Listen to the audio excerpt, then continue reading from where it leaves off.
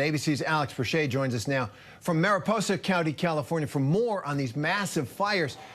Alex, the last time we checked in with you, I was watching you, the fire was 0% contained. Have firefighters been able to make any progress?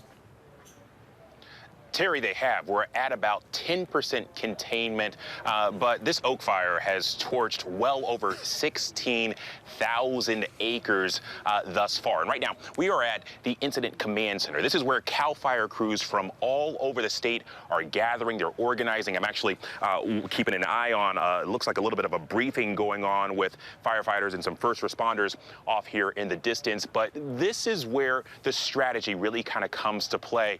They're combating a lot of dry brush, a lot of greenery, which is fuel for this fire. And then, of course, the big factor is the weather. Absolutely.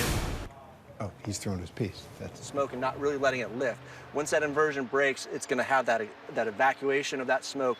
It's going to increase fire activity. It's going to get that oxygen, and it's going to really be volatile through here.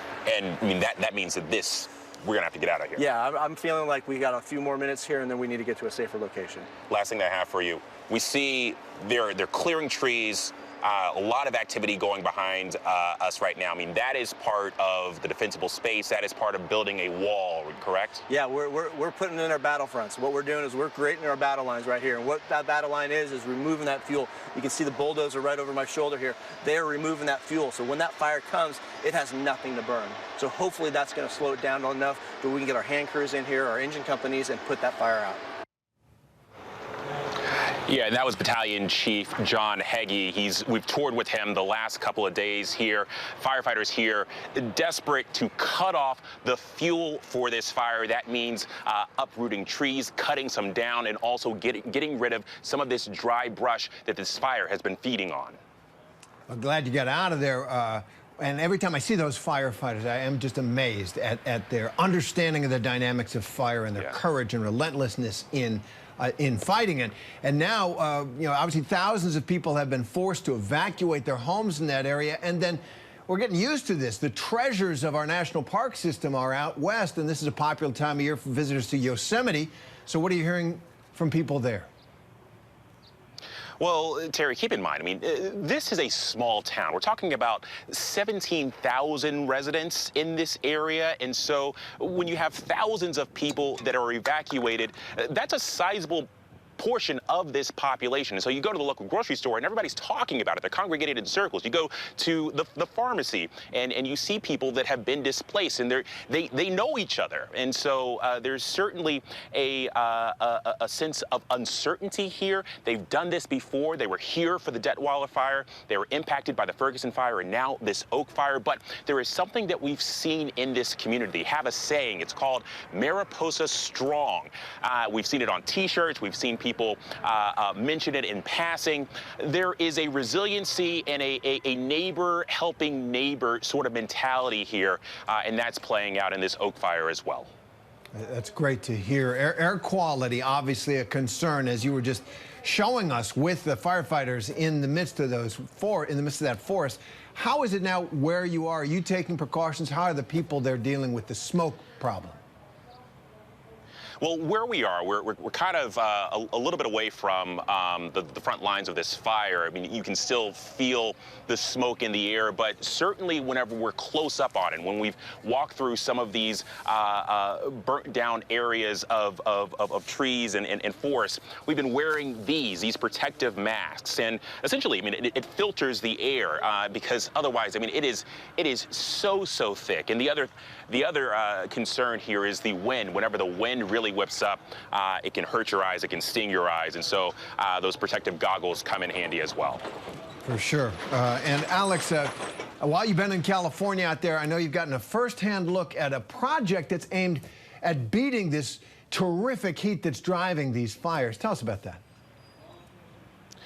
That's right, Terry. So we got a chance over the weekend to visit a community called Pacoima. And experts say that Pacoima is something of a heat island, meaning that it's a lot of concrete, little green space. And so they are seeing a spike in temperatures. Often the temperatures there can be double digits hotter than other parts of LA County. And so they're experimenting with some new technology to help cool the temperatures. Take a look.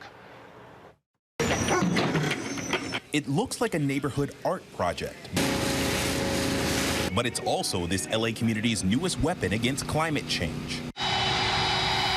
Pacoima sits in the San Fernando Valley, largely Latino, and one of the hottest places in LA County. Experts call it a heat island. Lots of pavement, little green space, often hotter than other parts of Los Angeles. A neighborhood partnership with contract company GAF is hoping to cool things by painting the pavement. 10 square blocks painted in colorful solar reflective coating.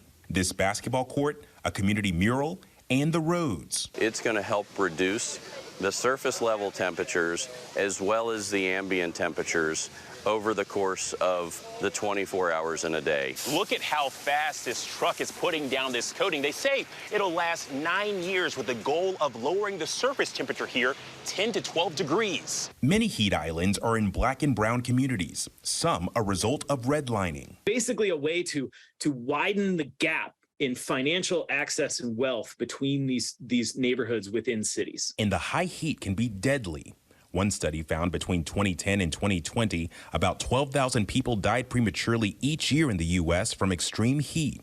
This community welcoming the support. We're more excited more than anything that something was being invested in here in our community. Kind of telling us, yeah.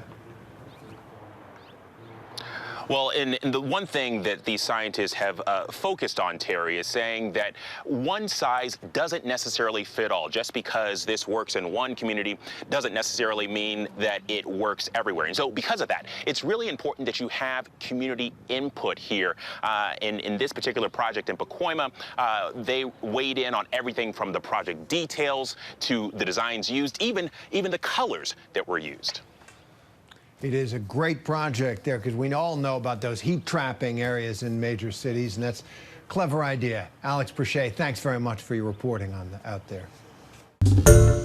Hi everyone, George Stephanopoulos here. Thanks for checking out the ABC News YouTube channel. If you'd like to get more videos, show highlights, and watch live event coverage, click on the right over here to subscribe to our channel, and don't forget to download the ABC News app for breaking news alerts. Thanks for watching.